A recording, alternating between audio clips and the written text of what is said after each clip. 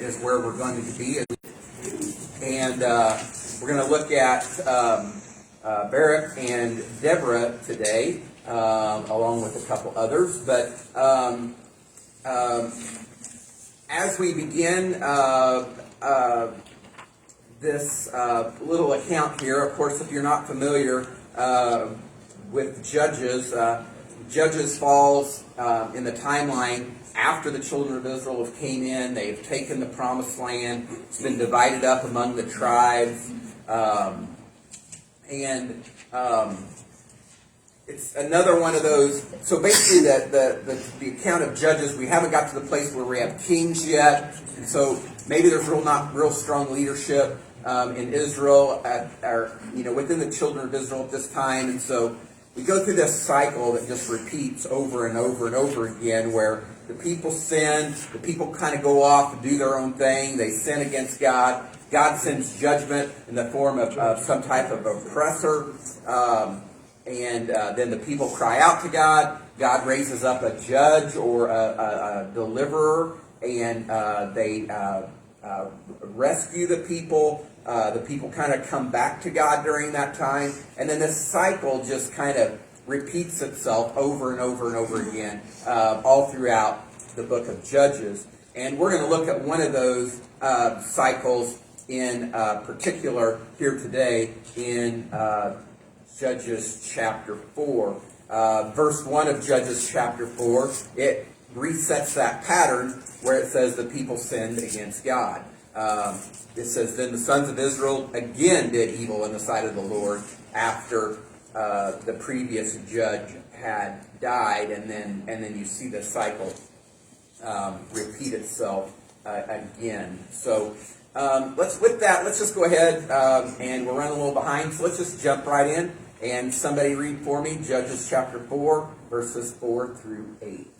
Deborah, a prophetess and the wife of Lapidoth, was judging Israel at that time.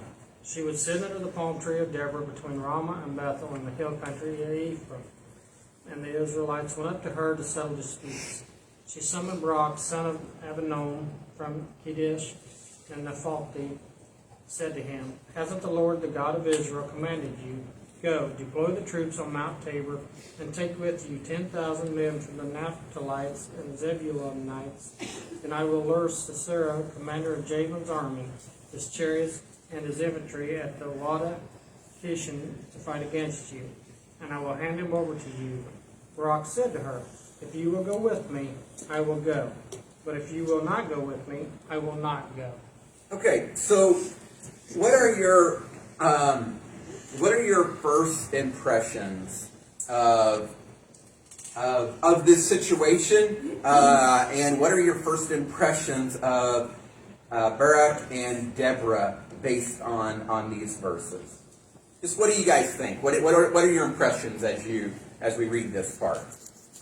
Well, God promoted a woman to be the judge this time. Okay. Yeah. So that's unusual. That's unique, at least, right? And not only was Deborah a judge, she was also given the distinction of being called a prophetess. Okay, so she was a judge and a prophet at that time, and we see a little bit of that even in this account, right?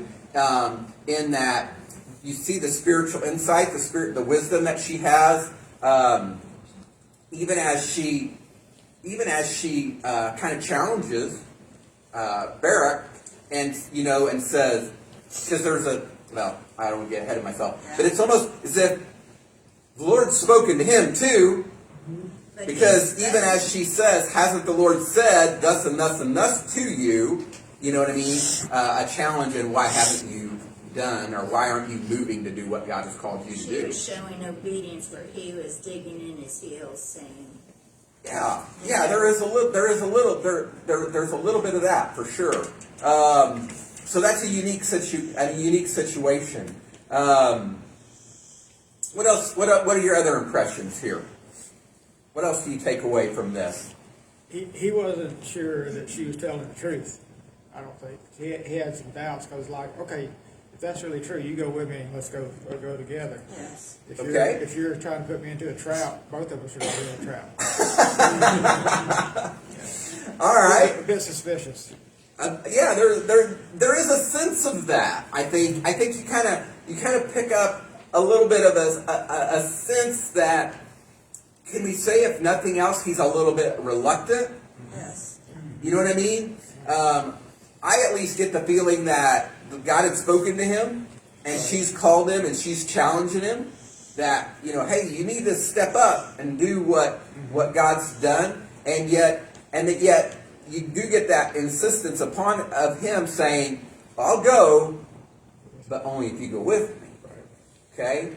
It's almost like he's a Missourian, isn't it? Yeah, a little bit. So, what else? Anything else before we start tying some of these together? What else are you seeing here? I think he just wanted more support. Okay. He lacked confidence. He didn't have confidence. Do it on his own. Okay. Yeah, I think there's a little bit of that too, for sure. All these things are right. That's why I just kind of wanted to let you guys kind of contribute here and kind of tell me what you see. You know what I mean, or what you think. I've even had in times past when I've been studying this with other people where they're like, I kind of think he's a coward. Well, I don't think that's true. I think he's reluctant, but it's pretty clear later on there's no coward. He is no coward when it comes right down to it. But the thing is, they have been oppressed by Jabin and by this commander Sisera for a long time, like 20 years. This has been going on, right? And nobody's been able to kind of rise up against them. And so there is a little bit, maybe there's a little bit of fear, maybe there's a little bit of feeling like he's not unsure if he's, hey, if this is going to bad happen, you're going to have to be there with me. But it's not like he's just going to go and take, 20 guys and take care of things. 10,000? 10,000 people with him? That's I'm pretty just looking at good. that sheer number and thinking, where in the world did he get 10,000? But still, he's going to be leading that many people. I'd be a little bit afraid myself. Yeah, and then what we don't get in this part is, we do get, what we don't get in this part is what he's going up against. Yeah, right. Okay? He's going up against 900 chariots. And twice it is repeated that they are iron chariots, which is only one of two times in the Old Testament that iron chariots are even ever mentioned. Okay? And so, if there's 900 iron chariots and the horses to pull them, how many other troops and how many other people are in that force, you know what I mean, that they're going up against? And even if you've got 10,000 men on foot, that's not good odds. Okay? And just so you kind of know a little bit, when it says that they go up on Mount Tabor, whenever we think Mount Tabor, I think we probably think big mountain. Not a big mountain. Okay? The peak is like 1,800 feet. Okay? And they're up on top of it, and if 900 chariots are coming down around the bottom of it, you know what? I'm probably not going down. Right? I'm like, you come to me. You know what I mean? And on all the war movies and all the stuff you watch on TV and the movies, what do you always want? The high ground. High ground. And you don't give up the high ground, right? But they're going to give up the high ground, and they're going to go down to meet these 900 chariots. But I won't get too far ahead of myself, because we'll get more of that here in just a minute. So, but is it possible? So just think about this a little bit. Is it possible that he has just so much respect for Deborah's wisdom and insight that he doesn't want to act without what she has to contribute? You know what I mean? I mean, because honestly, usually when I read that, well, I'm not going to go unless you go with me. That's kind of the way I read it. Well, I'm not going unless you're going with me. You know what I mean? But could it be that it ought to be read more like, I'll go, but I really need you? You know, because she is the leader of Israel kind of at this time. She is a judge, you know, because a lot of times we think a judge, we think somebody that just, in like a judiciary sense, you know what I mean, that makes rulings and decisions. And she does do that, which is unique because most of the judges and judges don't do that. Most of the judges and judges are just military people or just, you know, people that are leading in other ways, but she's doing all that work and she's a prophetess of God. So in a way, she also represents the presence of the Lord. And I think that there is very much the possibility here that he just respects what she has to offer. And we're going to read it in a minute that what she has to offer at just the right time in a minute is going to be critical. Right? Because what we're going to find out about Deborah later on here is that Deborah was an encourager. Right? She's encouraging him right here, and she's going to encourage him again later. You know what I mean? And I think that that's probably maybe a little bit more of the whole view, because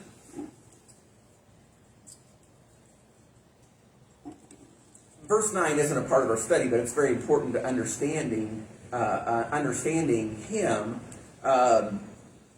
She tells him, hey, I'm going to go with you.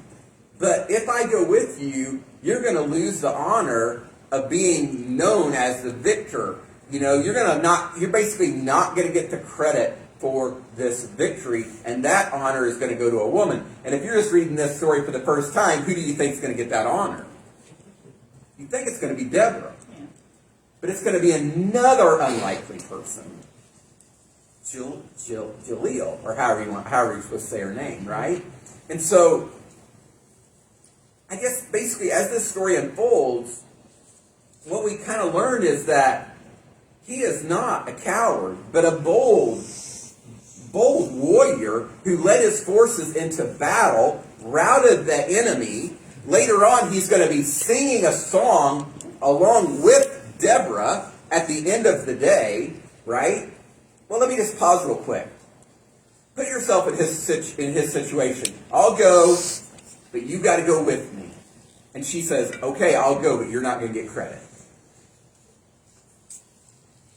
Is that a negative or a positive for him? Negative for him. You think? How so, Greg? Well, if you're gonna go out there and do all the work, you're gonna get the credit. Right? And I mean, a lot of us do, right? Don't you want to be recognized for the things you do? So does he want to be recognized at a funeral? Yeah, I think so. On the Victor's Hill? You know, Yeah. Yeah. it's easy to read it like that, and I have. Mm-hmm. Yeah, I think it's, you know, we do though. I mean, I think a lot of people would check out at that point. Well, if I'm not going to get any credit, then what's the point in doing it? Right? I mean, or at least, I don't know. So in a way, it's kind of a negative toward him. But is it possible that it's a positive trait? What if it's not, I mean, I'm not saying it's not that, Greg, but could it also be a positive? Could it also be, look, I'll go do it. I don't care who gets credit. As long as we're victorious. As long as we win. It's possible he did that, but I think he thought the same thing we did. Deborah gets the credit. And he doesn't mind if she gets the credit.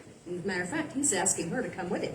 So if she gets the credit, great. But he doesn't know who's getting the credit, I think. But anyway, that plays into it.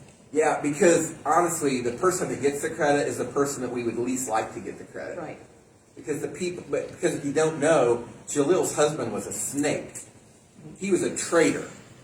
Okay? He was the guy that moved himself and her as far away from his people as he could to get as close as he could to Jabin, and was buddy-buddy with Jabin. That's why Sisera runs to their place, runs to their tent, and thinks he can hide out there.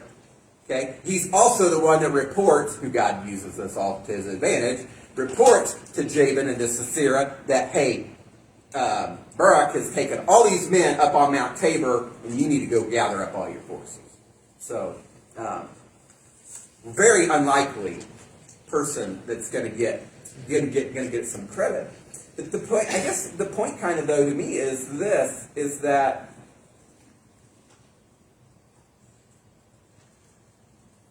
I think we kind of read all this, and I think we read a lot of negatives into this.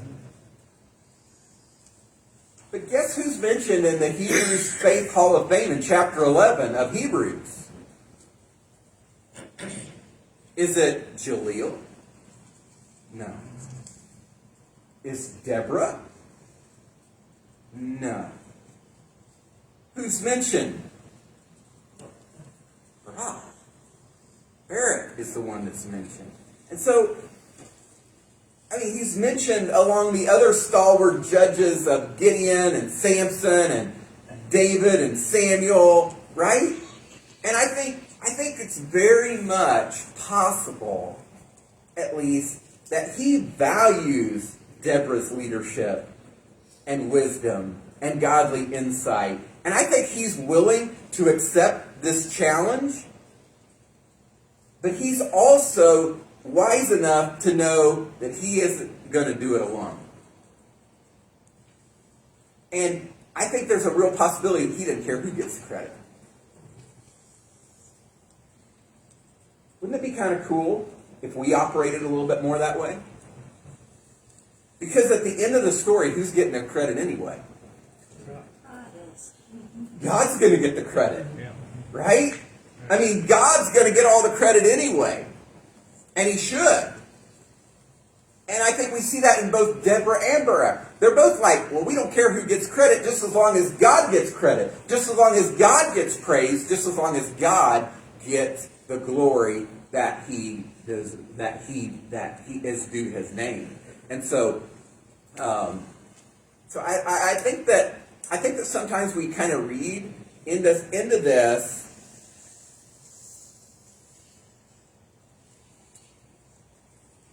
some of our own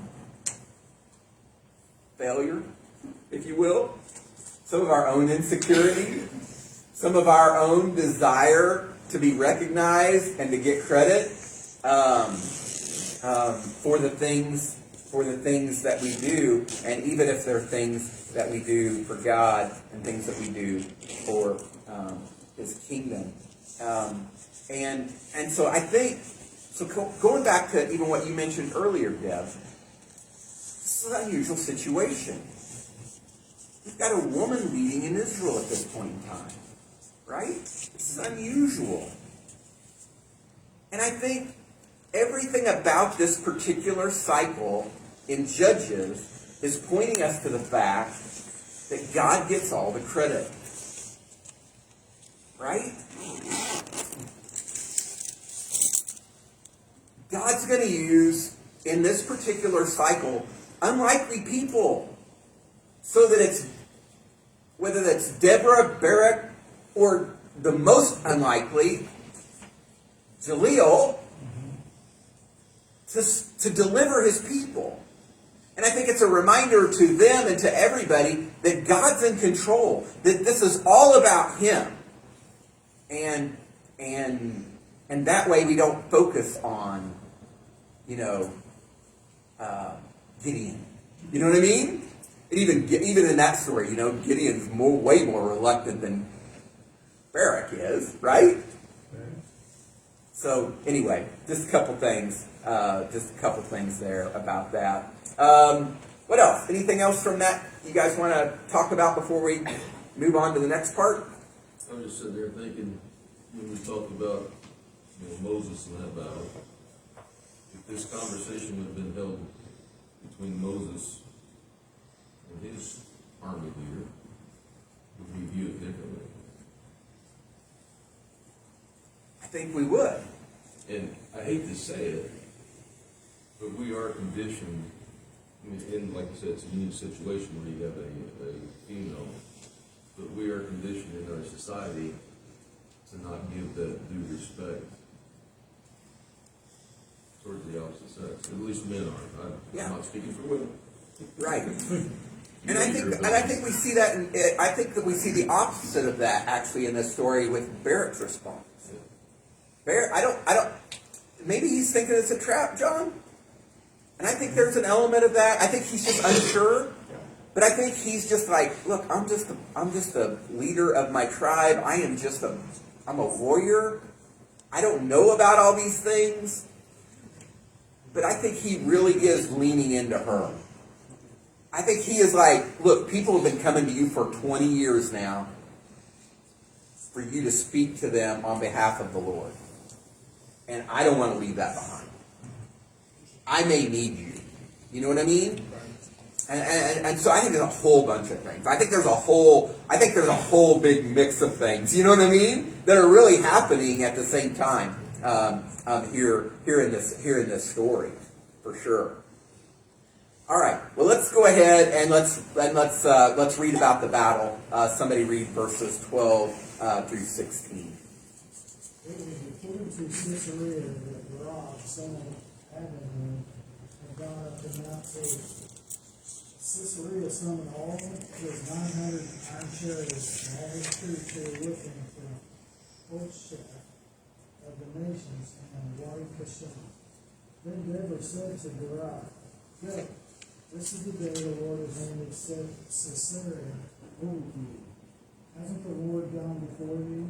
So Barak came down from Mount Tabor, 10,000 men following him. The Lord threw Caesarea, all his chariots, and all his army into a panic before Barak's assault. Caesarea left the chariot and fled on foot. Barak pursued the chariots and the army as far as Hoshea of the nations. And the whole army of Caesarea fell by the sword on a single man in his way. Okay. All right. So, there's a lot happening. There's a lot happening here, right? So, here we've got all the men. We've got them up on the top of Mount Tabor. Reports have been sent to Caesarea and his men, and they gathered all 900 of their chariots, all their fighting men.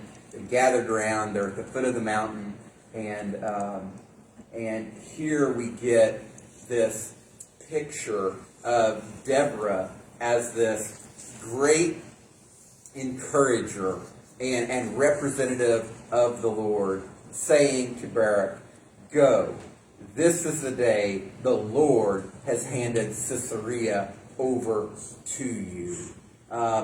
According to Deborah, why could Barak move forward with confidence? Because the Lord was with him. Okay, and not only with him, but what more? Going before him. Okay, he is with him, and he is going before him, and not only that, but she doesn't just say that God is with you. She says Yahweh is with you. Right? It's Lord, all caps, personal name of God, covenant name of God, right? And so it's he, the covenant keeper, maker, God of Israel is with you, and he is going before you. And I love again how she kind of poises it or frames it as a question. Hasn't he gone before you? You know, and that's like earlier she goes, hasn't he already commanded you? And now it's again, hasn't he already gone before you? And it's a question that has just assumes an affirmative, right? It's like, right? And so she encourages them to move forward, reminding him that God's hand is with him, and that God's hand is literally going before him, right? And so as he begins to descend, and his troops, and it's to be noted, the character of this guy, because again, I wish we could get a visual picture of what this must have been like for them. Right? But it says he goes first, and 10,000 follow him. He's not the general that stays up on behind and says, okay, go. He leads them, and they follow him into the battle. And I think that speaks to his character, speaks to his courage, speaks to his leadership. And as they begin to descend, what happens? God calls the flash flood. Yeah, we learn later on in chapter 5, in their song, some things begin to happen, right? That aren't told in this particular, in chapter 4, we're not told exactly, we're just told that, man, as they go down, confusion hits, right? And we learn in chapter 5, Chad, that part of that confusion is it begins to rain. And it begins to rain, apparently. Chariots getting stuck. Yeah. Chariots are getting stuck. Nobody can move. You know what I mean? Everything that they were relying on as their strength suddenly becomes a great, great weakness. You even wonder, I mean, this must have been such a fierce storm. Y'all have been in those.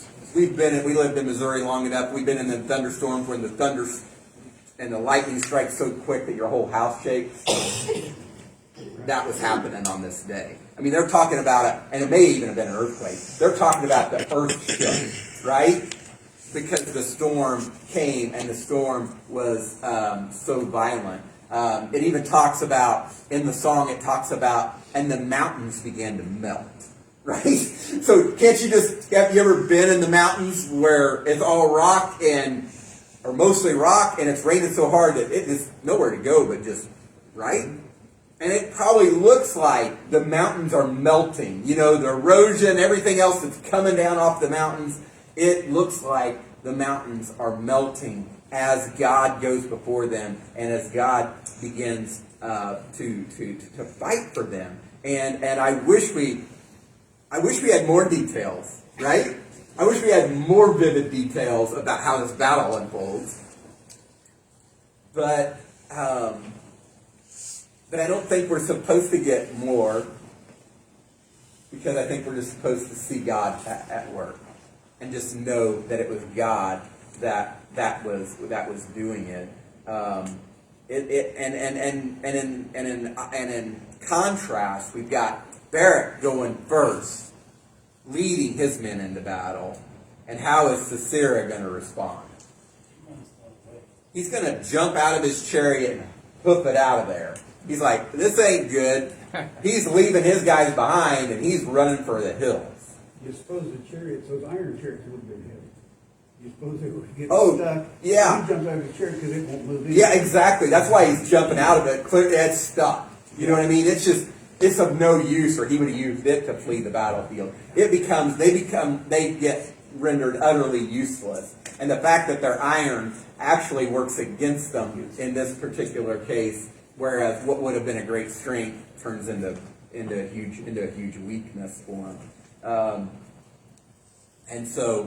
And then again, this isn't recorded in our passage, but he's actually going to run to Hebner's house, the Kenite, the guy that we talked about that told him, that was buddy with him, that had left his people, and he's going to run there, and Jalil's going to welcome him in. He's going to say, let me in, let me hide, and he thinks he's found a safe place. And he tells her that he's thirsty, and he asks for some water to drink. She didn't give him water. She gives him some warm milk.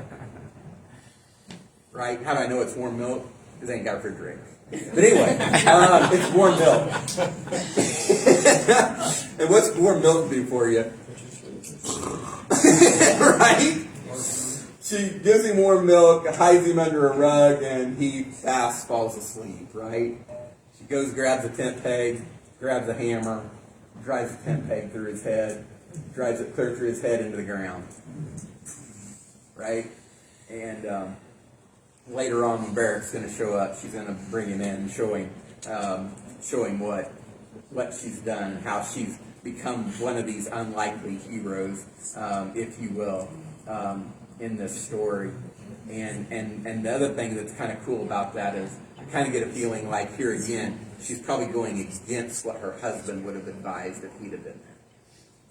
Right? So we've got another strong woman figure here in this story that's like, I'm going to do what God needs, what God wants, or what God needs me to do, in spite of my role, or whatever it might have been during that time. So the victory is going to be complete thanks to the joint efforts of Deborah, Barak, and Jaleel, and the picture here is that God can't be defeated. God wins this victory, and He brings them into this era again of peace.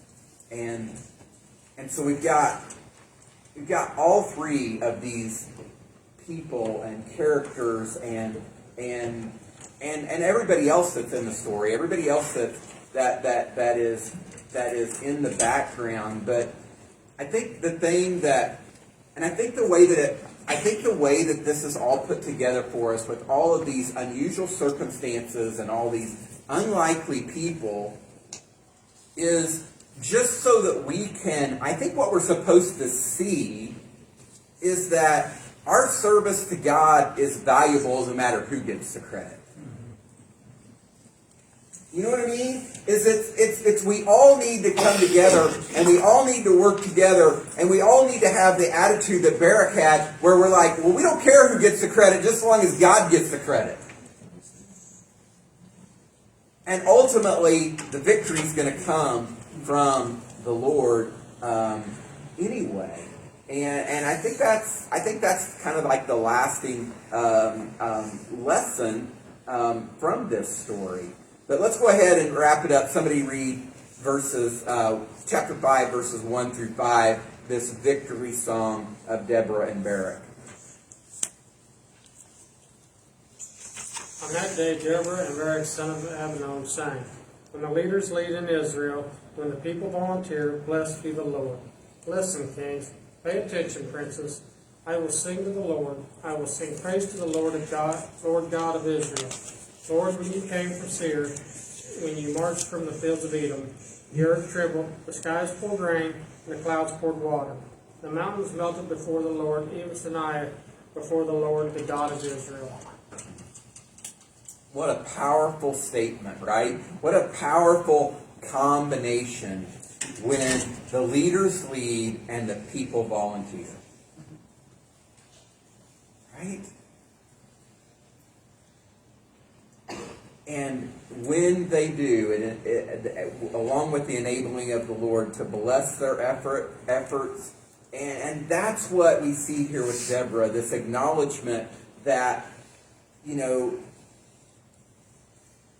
her saying, praise God, blessed be the Lord, because Barak led and the people volunteered. Right? And what a combination, right? I will sing praise to the Lord God of Israel. And again here, she's using the personal name Yahweh again of God, talking about His covenant relationship with Israel. And I kind of love how she says, listen kings and listen princes. Who she's talking to there? All the leaders of the rest of the... All the other Canaanite leaders. Everybody else that's their enemy. It's like, listen, take note and learn. Right? Because guess who's God Jabin served? What was his name? Anybody remember? You know it. Baal. What was Baal supposed to control? Weather. Guess what he had no control of that day? Weather. That's part of the reason why they were thrown into a panic. They were like, uh-oh, we need good weather. We need dry ground for these iron chariots to be of any use to us. And it begins to storm and it begins to rain, and it's pretty clear their God is outdone that day. And I think that's what Deborah's saying again here. Listen up. The Lord, Yahweh, the personal name of God, He is in a covenant relationship with this people, and He has provided the motivation and the strength to the people. He's guided the circumstances, and He has completely brought about this magnificent victory altogether. So, what challenging assignment have you received from the Lord? And how have you responded?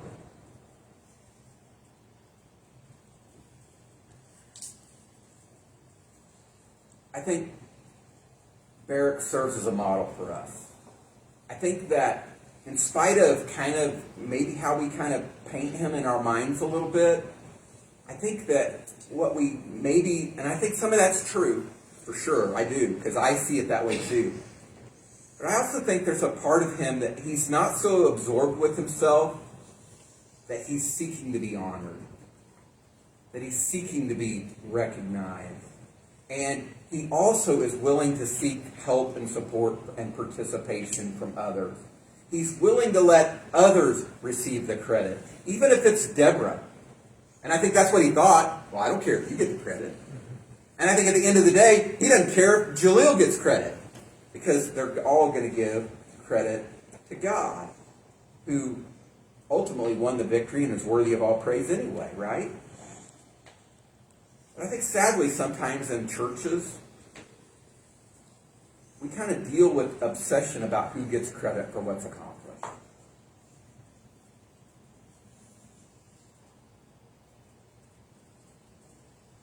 But can we move away from that? And can we have the kind of attitude that Paul describes in Philippians chapter 2, verse 3, where he says, do nothing out of selfish ambition or conceit, but in humility consider others as more important than yourselves. Everyone should look not to his own interests, but rather to the interests of others. And I think that's what we see in this story. I think that's what we see on every person and every level. I think we see that in Deborah.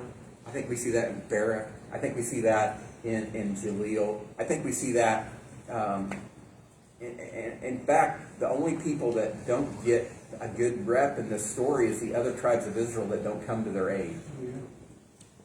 Right? Some of them come when the battle's won. Right? And unfortunately, we get a lot of that, too.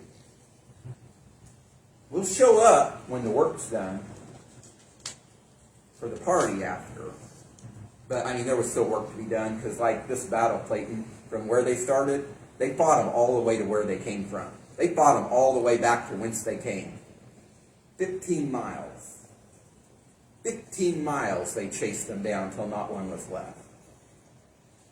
That's a long way to be fighting on foot. It was pouring down rain. Yeah, and at the beginning at least, it's pouring down rain at the beginning part, right?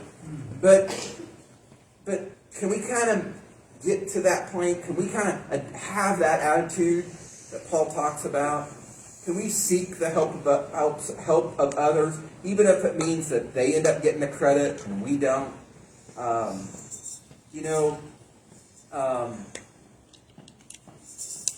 It's okay to rely on each other. It's okay to partner. It's okay to seek help.